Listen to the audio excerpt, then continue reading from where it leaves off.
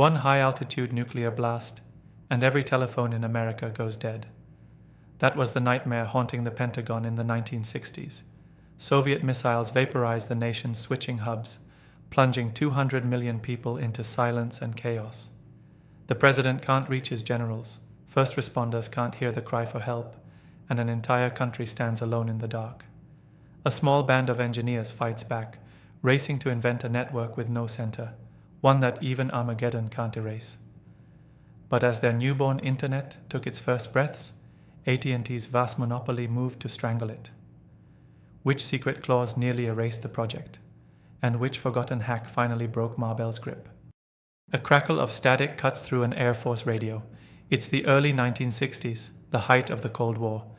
Deep in a military bunker, strategists confront a terrifying what if, a nuclear strike that knocks out US communication in one blow. At that time, all long-distance phone calls route through a few giant switching centers. Take those out, boom, and the country goes deaf and blind. To commanders, it's a nightmare. Without communication, retaliation, or coordination is impossible. The US military could be paralyzed by a few well-placed bombs. In response, the Pentagon's Advanced Research Projects Agency, ARPA, gathers a team of misfits and visionaries. Among them is Paul Baran, a young engineer at Rand Corporation, and Joseph Licklider, a computer psychologist with a wild dream of a galactic network. Their mission? Invent a way to keep information flowing, even if parts of the network are destroyed. They imagine something radical for the era, a web of computer nodes with no single point of failure. Instead of one message following one dedicated path, the way a phone call does, messages would break into chunks and scatter across many paths. If one route is obliterated by a bomb, the pieces simply detour via other lines and arrive intact. Like a spiderweb, if one strand is cut, the rest still holds. This idea is audacious. In 1960s America, telephones are king, and AT&T's Bell system rules them with absolute authority. Networks are centralized and tightly controlled. The ARPA scientists are proposing the opposite: a decentralized, resilient, packet-switching network of computers. Many colleagues think it's science fiction, but to the men in the bunker, it's the only hope of commanding a nuclear war. In 1969, against skepticism and the ticking clock of the Cold War, ARPA flips the switch on its experiment. 4 computer terminals at UCLA, Stanford, Utah, and Santa Barbara blink to life and connect over ARPANET, the first version of this indestructible network.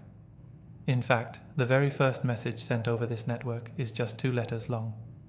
On October 29, 1969, a student at UCLA tries to log in remotely to a Stanford computer. He manages to transmit L and O before the system crashes. That tiny LO marks the moment it all began. The birth of the internet has begun, in a modest whir of fans and clacking keyboards. But as ARPANET gains its first sparks of life, another powerful force is eyeing it with suspicion. The Pentagon planners expect Soviet missiles and KGB spies. What they don't expect is that America's own telephone monopoly is about to become the network's biggest enemy. For over half a century, AT&T, fondly nicknamed Marbell, has been untouchable. It's not just a phone company, it's the phone company, a nation-spanning monopoly backed by Congress and the courts. From the wires in the ground to the phones in people's kitchens, AT&T controls it all. By 1968, they even dictate that nothing can connect to their network unless AT&T built it. No third-party devices, no exceptions. This is the world ARPANET is born into, a plucky little network trying to grow in the shadow of a giant. At first, AT&T executives barely understand what ARPANET is. Experimental computer toys, they scoff. Early attempts to interest AT&T in this newfangled network were brushed off. Bell Labs experts saw no need to overhaul their perfectly profitable system. Why invest in a wild idea with no obvious market? Packet switching sounds like a prank to them. So when ARPA's team approaches AT&T to collaborate, perhaps to use some of its long-distance lines for the network, the telecom titans' answer is a flat no. Packet switching? It won't work, the AT&T engineers insist. To them, the idea of slicing up messages and sending the pieces independently seems absurd, even dangerous. Reliable communication means solid copper circuits, not this digital voodoo. One ARPA scientist compares trying to work with AT&T to dealing with Cro-Magnon man. They just don't get it. So ARPA works around the behemoth. In university basements and military labs, researchers jury-rig modems and acoustic couplers to phone lines, often in secret. At UCLA, a grad student dials up a distant computer by literally strapping a telephone handset to a modem with rubber bands, the only way to send data without directly violating AT&T's rules. The connections are shaky and slow, but bit by bit, the ARPANET grows. Every new node added is another act of rebellion against Ma Bell's centralized order. AT&T's dismissive laughter soon turns into alarm. In 1972, a young Harvard graduate named Bob Metcalf gives a group of AT&T executives a tour of an ARPANET node. He shows them how he can hop from a terminal in Boston to a computer in California, typing messages that flash across the country in seconds. When Metcalf turns around, he sees the row of AT&T men in suits, laughing at him. To them, this entire demonstration is a joke, just nerds playing with expensive machines. Metcalf's face burns with embarrassment and fury. He realizes these telecom bigwigs aren't just skeptical. They're rooting for ARPANET to fail. For the AT&T old guard, this upstart network threatens decades of comfortable monopoly. It must be stopped one way or another. By the early 1970s, ARPANET has proven that packet switching works. It's still small, a strange research experiment connecting a few dozen universities and labs, but it's clearly onto something. You can send an electronic message from LA to Boston without a phone call, without AT&T switches. A new kind of communication is being born, and AT&T is done laughing. The giant awakens, and it's preparing to squash this threat before it grows up. Pressure begins to mount in Washington, D.C. AT&T's lobbyists whisper to congressmen, why is the Pentagon building its own communication network?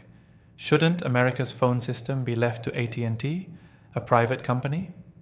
Behind closed doors, Ma Bell's allies question ARPANET's very existence. Rumors spread that this packet network is a redundant boondoggle, a waste of taxpayer money. Some even hint it's a risk to national security.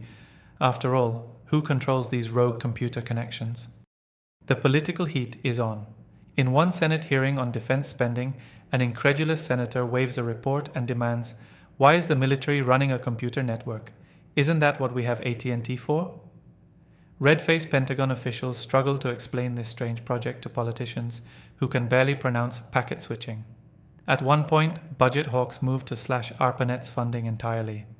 Only a last-minute intervention by ARPA's supporters, warning that if America abandons this tech, the Soviets might seize the lead, saves the network from being unplugged.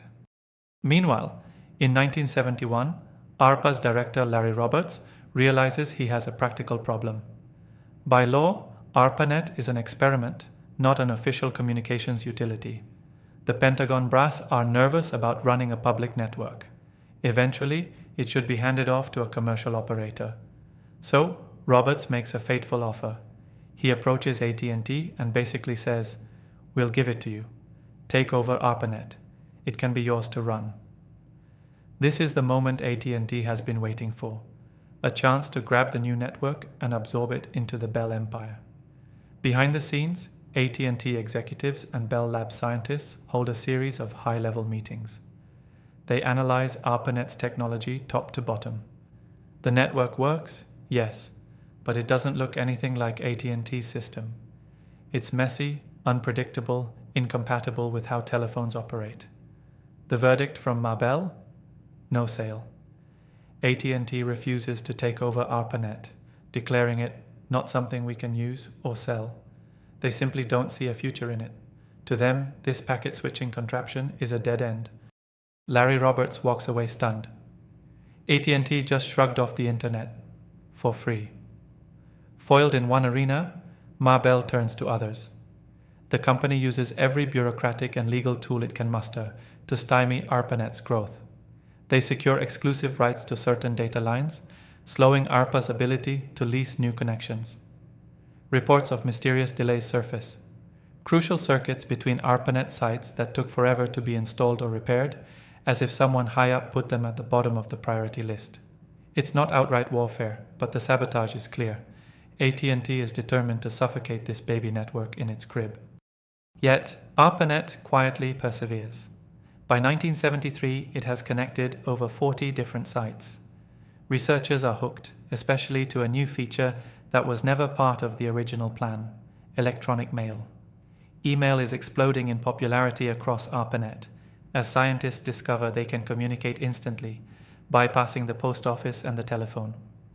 Ironically, this simple tool, sending text between computers, is demonstrating the immense power of a digital network. It's something AT&T never provided, and it has Pentagon officials and academics alike addicted. ARPA's network remains officially low profile, but its success is getting harder to hide. A handful of visionaries already see that packet networks could spread far beyond the military. AT&T might have slammed the door, but ARPANET is creeping out through the cracks. The pressure is building toward a breaking point. And one day, a leak, an unintended burst of publicity, pushes the conflict into the open and changes the fate of the Internet forever.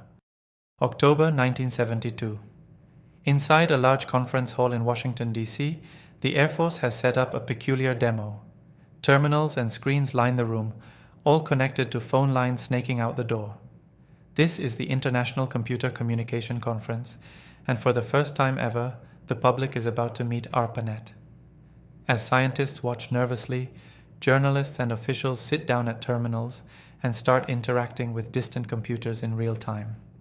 They check inventories on a machine in Utah, retrieve weather data from California, even send messages to researchers 1,000 miles away, live and on screen.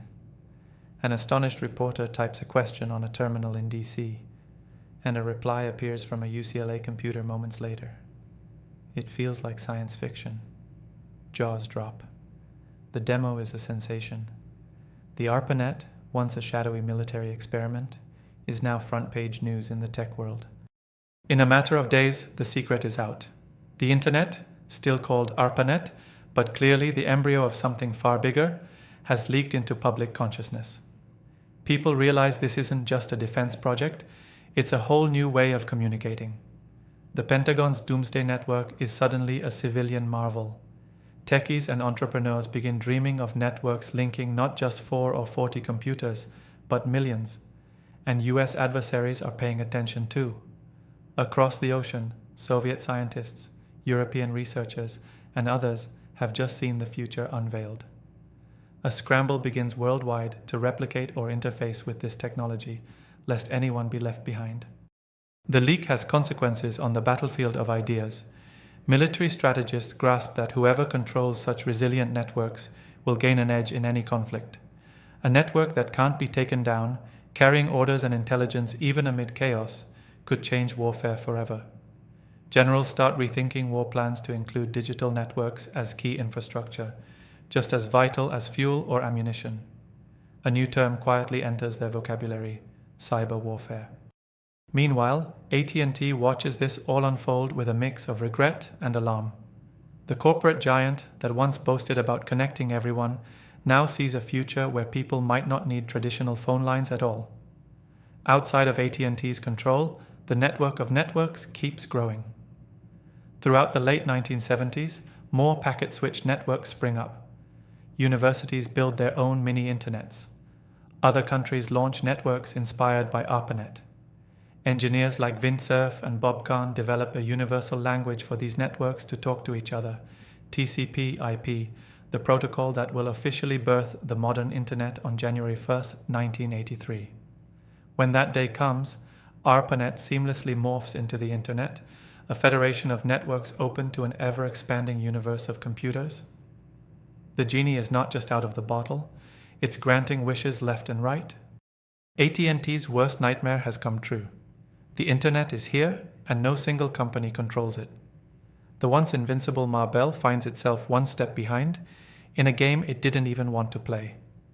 And just when it seems things couldn't get worse for the old monopoly, the US government delivers the final blow. It's 1984. In a federal courthouse, AT&T is being broken apart. Decades of monopoly are ending as the Bell system is split into 7 regional companies. Ma Bell, the giant that once vowed to own every phone call, is humbled and fragmented. It's a poetic moment. The old communications empire crumbles just as a new, uncontainable network of networks rises. The internet, free from AT&T's clutches, is spreading like wildfire through academia and into public life. What started as a trickle, that 4-node ARPANET back in 1969, is now a flood of digital innovation. For veteran AT&T executives, watching this reversal is a bitter pill. The marvel they once laughed off is conquering the world, while their own empire is dismantled piece by piece. As the breakup unfolds, news stories gush about college kids exchanging electronic mail and entrepreneurs building businesses on something called the World Wide Web. That could have been our network, the old Bell engineers can't help but think. Indeed, by the mid-1990s, the internet truly arrives in the lives of everyday people. In just a few years, going online goes from a novelty to a necessity. Teenagers are chatting on early internet forums, businesses open virtual storefronts on the web, and knowledge flows across continents at light speed. The communication revolution ARPA started has escaped the lab and entered every home. By 1990, the original ARPANET was officially decommissioned, its mission complete, its legacy secure. AT&T, meanwhile, survives in a diminished form, reconstituting itself in the years after the breakup as just another player in a new competitive telecom landscape. But it would never again have the stranglehold on communications it once did. The balance of power has shifted for good. No one entity owns the internet, no single company, no government. It is everywhere and nowhere, the ultimate triumph of decentralization. Yet the saga doesn't end on a simple note of triumph. The battle between centralized control and open communication rages on in new forms. Tech megacorporations rise, some trying to corral users into walled gardens and closed platforms. Governments grapple with how to regulate the unruly freedom that ARPANET unleashed. The ghost of Mabel lingers in each debate over net neutrality and digital monopolies. The question that first sparked the internet, how do we keep communication alive and free under threat, remains as vital as ever. One company nearly snuffed out the internet at birth. The war between freedom and control rages on. Who will attempt to claim the internet next? And will they succeed where AT&T failed?